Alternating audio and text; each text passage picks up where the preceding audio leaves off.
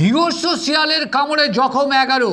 শিয়ালের কামড়ে এক মহিলা ছিঁড়েছে ঘাড়ের শিরা, অপর এক মহিলার ভেঙেছে হাতের আঙুল, ক্ষতিগ্রস্ত হয়েছে তার পা।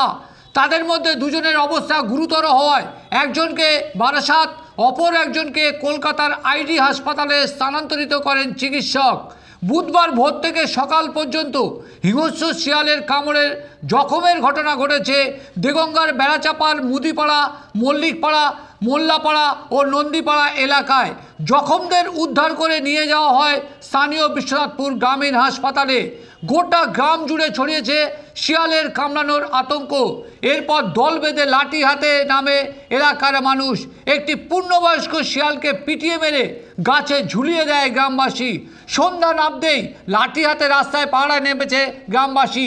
কৃষি প্রধান এলাকায় চাষিরা কৃষি জমিতে যেতে ভয় পাচ্ছে। শুনুন কি জানাচ্ছে শিয়ালে কামড়ে জখম পরিবারের সদস্যরা। এখানে কামড়াচ্ছে, পিঠে কামড়েছে। হ্যাঁ, আর তোমার চাচিমা বলছে হ্যাঁ রোজিনা বিবি ওনার কামড়েছে। উনি যাচ্ছিলেন, যেতে যেতে ওনার লাম মেরে এসে কিন্তু ঘাড়ে কামড়ে ধরেছে, বিট করে দিয়েছে। তারপরে উনি এই দিকে ছাড়াতে গিয়েছেন, গিয়ে এখানে এরকম অনেকটা কাট কেটে দিয়েছে, তার এই পাশেও কেটে দিয়েছে। ওনাকে কার্তিকপুরি নিয়ে যাওয়া হয়েছিল, কার্তিকপুরের থেকে ওনাকে ট্রান্সফার করে বারাসাতে দিয়েছে, বারাসাত থেকে আইডিতে আবার দিয়েছে। রক্ত বন্ধ হচ্ছে না বলে এখানে অনেকটা কেটে গিয়েছে, ওই জন্য। তোমার নাম কি? আমার নাম আতাউল মুদি। স্ত্রী, ইনি ওই পেঁচপাতা, আমার মাঠে চাষবাস আছে, পেঁচপাতা ধুতে গিয়েছিল।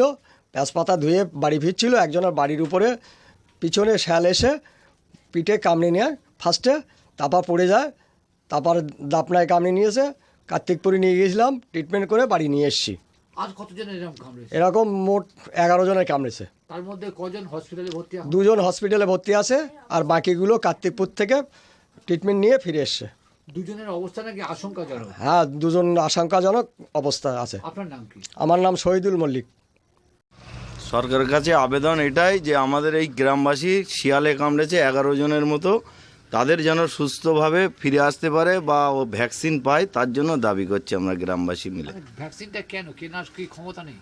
গরিব মানুষ সবাই মাঠে ঘাটে কাজকাম করে খায়, তাদের কোনো রকম কিনে ভ্যাকসিন নেওয়ার মতো ক্ষমতা নেই, পরিস্থিতিও নেই।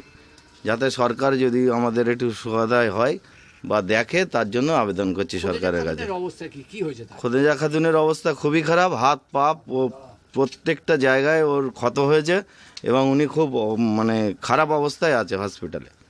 হাত ভেঙেছে কি? আঙুল ভেঙেছে, বাঁ হাতটা ভেঙেছে, ডান হাতটা খুবই ক্ষত বিক্ষত হয়েছে, এখনো পর্যন্ত রক্ত বন্ধ হয়নি, হসপিটালে ভর্তি আছে। আপনার নাম কি? আমার নাম হাফিজুল মল্লিক।